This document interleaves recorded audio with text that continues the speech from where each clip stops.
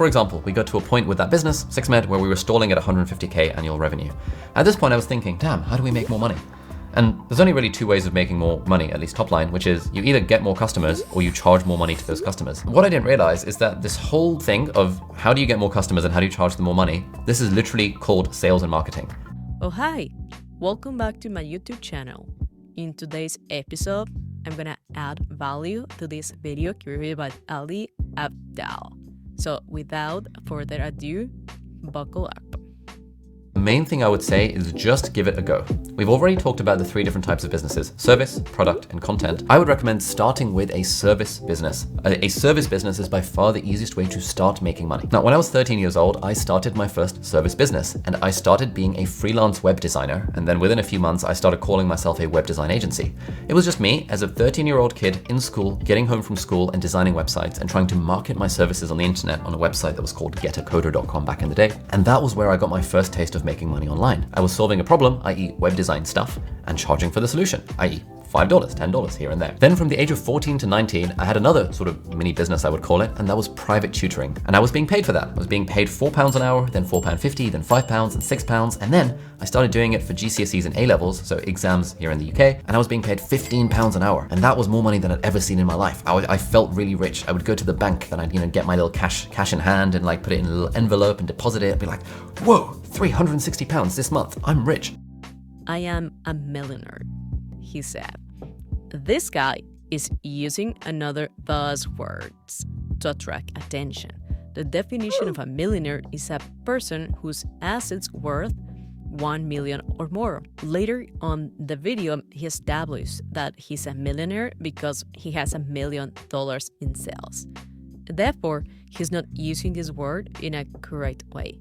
If his company has a value for 1 million or more, he will be in fact be a millionaire. But I thought so, because his company is not a public company and his company might not have even the title to be a corporation, which is a separate entity. He's just adding his sales as a sole proprietorship. However, this was a pretty nice advice.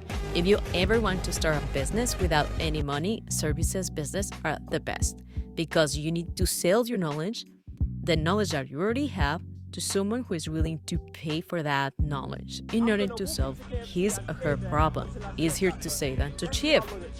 Now, let's destroy his childhood. If this guy did not report his earnings to the tax authority by that time, when he was a kid, he might have been a huge problem because according to subsection 2 sub 1 of the income tax of Canada, you must pay taxes for any source of income during a year.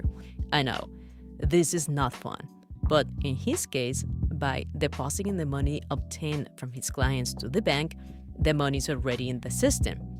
And the tax authorities can make presumptions based on that and impose fines. According to subsection 162 sub 7.02 of the income tax of Canada, if you fail to report $500 or more on your tax return, you are liable for either 10% of the amount or 50% of the difference. Of course, the penalty will gradually increase the more you fail to report the income and the tax authorities find it. In reality, these type of amounts are so insignificant to be prosecuted for them. But it doesn't mean that you will not be liable for that someday. And when that day happens, you will be in a huge trouble. Fortunately, those are civil liability. Remember that you can be criminally charged for and can lead you into jail if you commit more serious tax offenses. You don't necessarily need to have a number. I never had a magic number. I still don't have a magic number in my mind for like, I need X amount of money to consider myself financially independent. But the thing that the 4-hour workweek taught me was that actually building streams of passive income or active income or building a business was the way to unlock the freedom and the optionality that I wanted from my life. And so the reason I'm mentioning this as lesson number 1 is, this video is how I became a millionaire in my 20s. Basically, if you don't have a goal of becoming financially independent or financially free or being a millionaire, whatever that thing is, while you're young, then it's probably not going to happen. This sort of stuff does not happen accidentally. People don't just wake up and stumble into some sort of thing that makes them super financially successful. Every single person I know who has achieved whatever they deem to be financial freedom has done it very, very intentionally. They've had it as a goal in their mind. And even just the fact that you then have this as a goal means that, manifestation and all that kind of stuff. But essentially, the brain starts to recognize patterns and starts to look out for opportunities to help you get towards that goal. So ever since I read The 4-Hour Workweek and I got this idea in my mind that I want to become financially free, suddenly my brain started to see these opportunities everywhere. Let's try to see opportunities everywhere as well. I will say that when you are looking for something, you eventually are gonna find it. But let's take a look into two phrases that he said. First, the favorite buzzword of our generation, passive income. What is passive income? Passive income is equivalent of a property income. As you must remember, property income is part of the 5 types of income according to the tax authorities in Canada.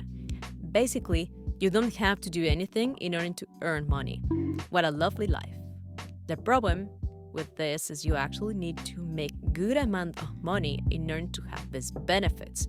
Inside property income, you can find interest income, dividend income, rental income, royalty income, to name a few. Let's break some of these bad boys down. The first two, interest and dividend income, are related to financial instruments.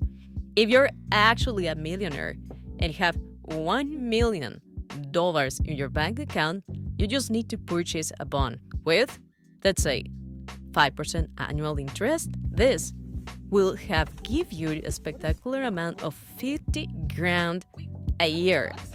Amazing, isn't it?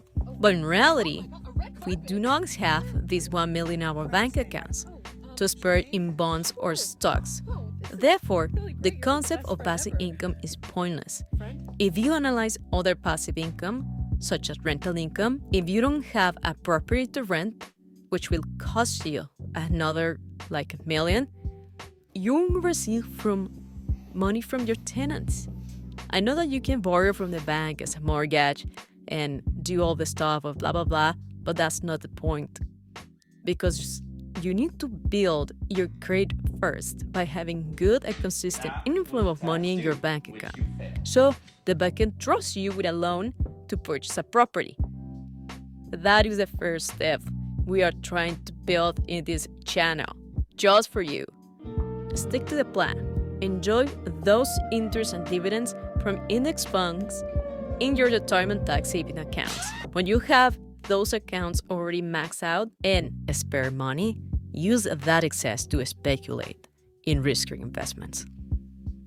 Back when I was younger, everyone I knew was a doctor. My parents were doctors, all of their friends were doctors, and the way that people got rich, like the people who I knew who had a lot of money, essentially they got there because they were doctors and they bought houses in London in the 1980s. And so the whole messaging around financial success, it was so implicit. It was, you get a job like working as a doctor, and then over time you buy houses, and then over time you'll become like financially successful, or words to that effect. But then at the age of 17, I read a book that changed my life, and that was The 4-Hour Workweek by Tim Ferriss. And I will forever be indebted to Tim Ferriss for putting me on this path, because this book taught me that actually financial success did not have to look like you work your ass off for 65 years and then you retire to a beach when you've got a bunch of properties. Like, it taught me that that wasn't actually the path, and that in fact there was a way of becoming financially successful while you're relatively young, and you can join what he calls the new rich, i.e. the people who recognize the value of time, freedom, and independence rather than just the value of money. What a beautiful dream he's selling. I want that life as well, Rick. There's different paths in order to become financially successful. The way he described at the beginning is one way that takes a lot of effort, but for some reason, he may sound so easy. Just become a doctor. He might know better than anyone that is a lot of studying, and he was in a position of privilege because he didn't have to work in order to pay for his school, his bills, his food, yada, yada, yada, yada. His parents paid for everything, and then after getting that degree, he will earn a lot of money in paper, because being a physician is one of the top earnings career ever. Look at this chart. I know this is a little bit biased because we have a CEO as a career. And we pretty know that in order to become a CEO, you don't need to be intelligent if you have the right connections. Nepotism at the best. No wonder why the word is like this. Now, with a high-earning job, if he saves enough, he can start to buy properties, which are incredibly expensive right now. But before, they weren't. Real estate in the 80s was so cheap in the Western countries like the UK. But then, people started to move into these places. They boost the prices over the roof.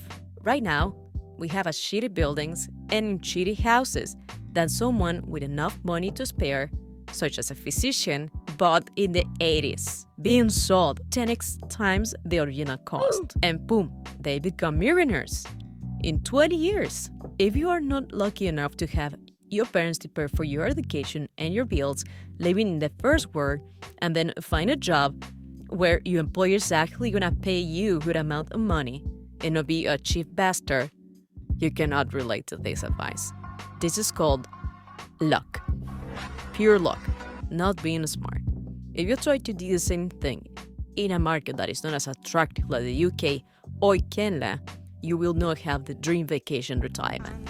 Try to buy a house, a property, in a country like Cuba or North Korea. I can assure you that if you don't buy the property in a very specific, hyper-popular, fancy neighborhood, you will not become a millionaire in 20 years because nobody wants to live there, and the communist government might appropriate your assets. It took me 13 years from the age of 13 to 26 to make my first million. That is a long time. But the key over time, and this is the final lesson, is you need to not stop. You need to not give up. Because there are so many people that start on the path to building a business or to making a YouTube channel, whatever the thing might be. They start on the path, but then they stop. They don't see the results immediately, and they stop.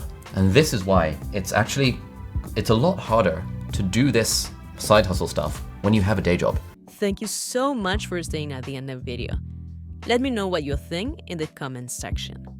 To me, I agree that when you have a job, it is more difficult to try to create your own business because you are tired at the end of the day and you may have another responsibilities such as family to feed or other things to do. But the only way to have financial freedom and be rich is to create a profitable business. So, see you next time. Bye.